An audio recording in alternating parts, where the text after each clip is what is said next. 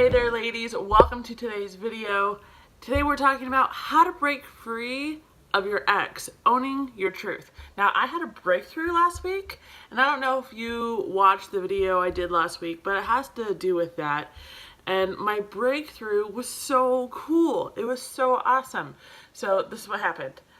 For the longest time since my ex left my daughter and I haven't been able to say his name out loud without cringing or, just feeling horrible.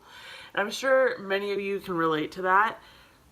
And it just sucks, right? So for a while there, I told everyone around me that I was calling him Voldemort. That's what I was calling him. I wasn't calling him by his real name because I couldn't stomach it. So last week, my breakthrough was I was finally able to say his name and not cringe and not be like, ugh, be sick to my stomach or whatever from, just all the emotions I have from the breakup. And not only that, I can say his name now without cringing and be totally fine, but I can also think back on the good times with fondness, and I can also look back on the things, I can look back on the times where I went wrong in the relationship. And before, I wasn't really able to do that so much. It was too hard, it hurt too much to do that. But now, I had this huge breakthrough where I can do those things. I can say his name out loud, I can think back on the good times with fondness, and I can think back on where I might have gone wrong in the relationship. And that is, oh my gosh, is totally freeing. This is like the coolest thing ever. You must be thinking, Tanaya, that's awesome. High five. And you're just like, but how did you get there? How did you do that?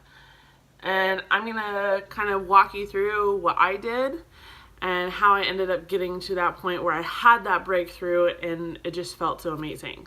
So how do you get to that point? This is what you do. You start owning your truths. You stop fighting them. And there are a lot of different truths that you're going to have to own. And you're going to have to stop fighting, because for the longest time I was fighting some of these truths. When you do that, you don't open your heart to complete healing. You don't open yourself to greater, better opportunities, and you also don't open yourself up to a greater and better you. So owning your truth, let's talk about that.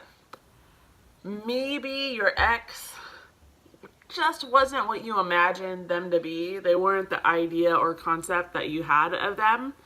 Like, those two didn't match. That's something I talked about in my last video. You have to own that. Own that truth.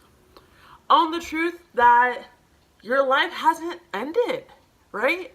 Since your ex left, your life has not ended. You're not dead. You're not 6 feet under. You're still here. You're still breathing, talking, eating, sleeping, all that good stuff. So today is a good day to be alive, if you're asking me.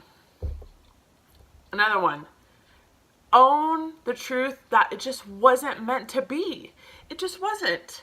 And that's okay. There's nothing wrong with that. But own it. Really own that, because sometimes we want to fight that and be like, but maybe it was and we just went about it the wrong way. No, sorry, no. It wasn't meant to be. Own that, move on. Also own that it wasn't completely your ex's fault. Even if your ex left, even if your ex did something really horrible, like my ex, cheated on me and then just bolted out of nowhere. Like, didn't even say, left a note on the counter and just left. And I haven't seen him since the day after he left. And that was over 2 months ago. So I've had to own the fact that it wasn't all his fault. Yeah, he did some pretty shitty things, but if I did everything in my power to make that relationship successful, and if I had done things differently, then there's always areas to improve, right? It wasn't all on them. So you need to take ownership for that. It's a two-way street with relationships. It's not all on one person. So own the fact that it's probably not all your ex's fault that you guys didn't work out. Finally, own the truth that you had a choice. And this is one that is a very hard pill for me to swallow. And I think I finally swallowed it.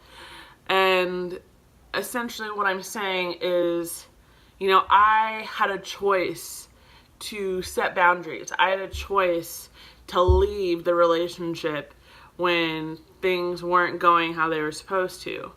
And regardless of whether I saw those signs that it was not going in the direction I wanted it to, regardless of whether I saw them or not, I had a choice on whether to stay or whether to leave, or whether to say, hey, no, this isn't okay, or hey, yeah, that's okay. I had a choice. My choices led me to where I am now. And that's not necessarily a bad thing. I've learned a lot. I'm starting to grow. I'm becoming the person that I want to be. So I'm thankful for that. But I do have to own the fact that, you know, I had a choice to stay there. And it was my choice. No one else's. He didn't force me to stay in the relationship. No one else forced me to stay in the relationship. It was all on me. So you have to own the fact that you had a choice to stay or to leave or to do something different. Now, what does this all mean? What does all this owning your truth mean? Once you start to own your truths, you'll really get the emotional and psychological space to completely go through the healing and grieving process. Because when we're not completely open to that and have the space not only in our mind but in our heart to go through that, if we don't have that, we're not going to be able to get through it like we need to. We're not going to come out on the other side the person that we want to be, because we haven't actually accepted the truths that we need to accept. Once you do this, it's going to help you kickstart your self-growth journey, and it's going to help you be able to say things for what they actually are instead of things that they're not. So I hope you enjoyed this video today. My breakthrough that inspired this video was huge for me, and I really hope that you out there, all the ladies out there watching this, get to that same breakthrough that I did. And it's not to say that there are some days that I don't feel sad, but I don't feel sad because I lost him. I feel sad because, you know, the life I wanted, the family I wanted, isn't looking like what I wanted it to be. But that's totally okay. It's totally okay. I have my daughter, and she's the most amazing thing in the world, and I adore her so much and love her more than anything. And it's okay that my life doesn't look exactly like I thought it was going to. So I'm really excited about this breakthrough I had, and I hope you as well out there have this breakthrough also. If you ladies have any questions, comments, concerns, videos you want to see, leave a comment down below. Go ahead and like this video if you liked it. Give it a thumbs up. Go ahead and subscribe to my YouTube channel, as well as go ahead and take a look down below. There's a link to get the 5 steps on how to keep moving forward. So how to keep moving forward in a time of crisis, or, you know, where everything just blows up in your face and shit's everywhere.